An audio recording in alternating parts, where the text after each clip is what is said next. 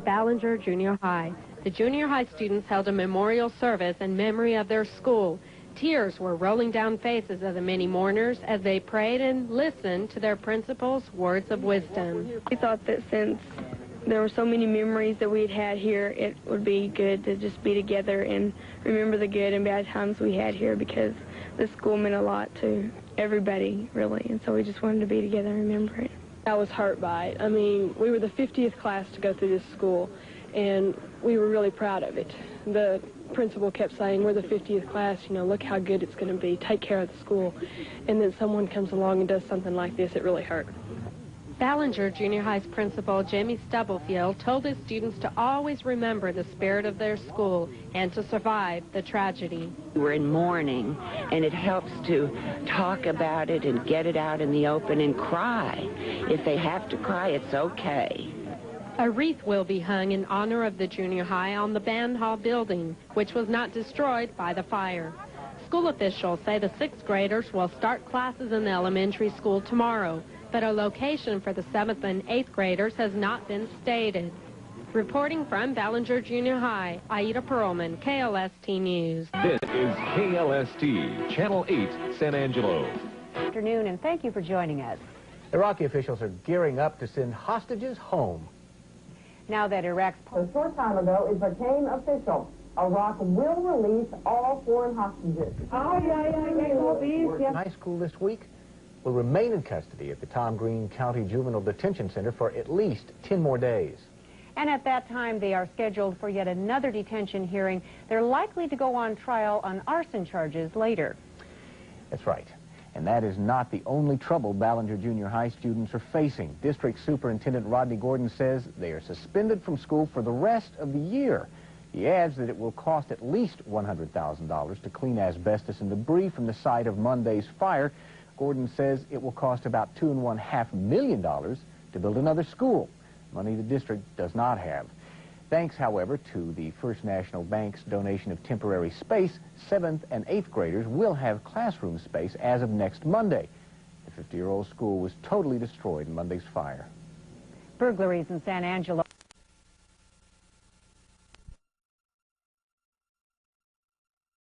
I believe that these individuals, though they are juveniles, could be tried as adults. That's a possibility. Is that something you may ask for? Well, at this point in time, there's a lot of factors that go into making the determination whether you look at trying a juvenile as an adult. There's a strong burden under the family code that the state has to meet. I don't know if it's there or not. I don't know enough background about these particular individuals at this point.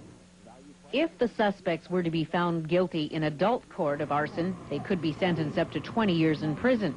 If convicted of the same charge in juvenile court, they could be held in custody until the age of 18 and then transferred to an adult prison, or a judge could set them free on their 18th birthdays. Jane Wolfe, KLST News.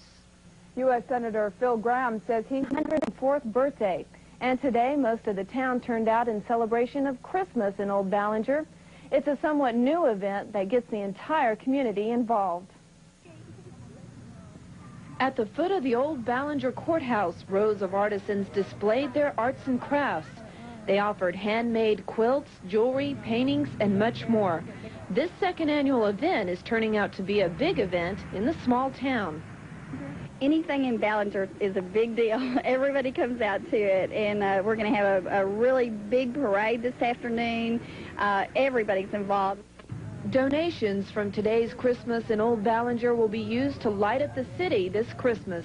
And we want every building in town to have all, the whole town lit up as much as possible. And it looks really pretty at night. Everybody's done a great job, and it's something for this little town to come out and see. For a town that's just recently had a tremendous loss with the burning of their school, the community still pulled together to make this event a good one. The one thing that really surprised me with the problem that we had with the school burning down this year, I thought, oh, now nobody will turn out. And people have just turned over backwards. The junior high choir and band are having a very active part in this. And to pull this all together with the problems that they've had, I think it's just amazing. Just ahead, Chrysler dealership. I believe they got permission to use the building last Thursday, and I think that night the I don't know, 20 to 40 people. I don't know exactly how many were here and put up the walls for the rooms that night. And then there's just been a moving and cleaning and just one little problem after another. Coming from an exhausted junior high school principal, organization is one of the biggest problems. Looking around the classrooms, you notice stacks of books in the corner, teaching supplies piled up in the office, and these lockers. They were donated to the students by Ethicon. And where there used to be about 20 students to a class, now there's up to 55. You have to adjust your teaching techniques. You know, you can't do as much individual work. You can't do as much creative teaching. It's, you know, so it's going to limit what the teachers can do, but they're a dedicated group and they'll find a way. Stubblefield says the students will be in the building at least until the end of the year.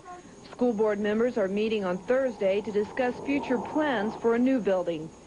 In Ballinger, Carolyn Curtis, KLST News.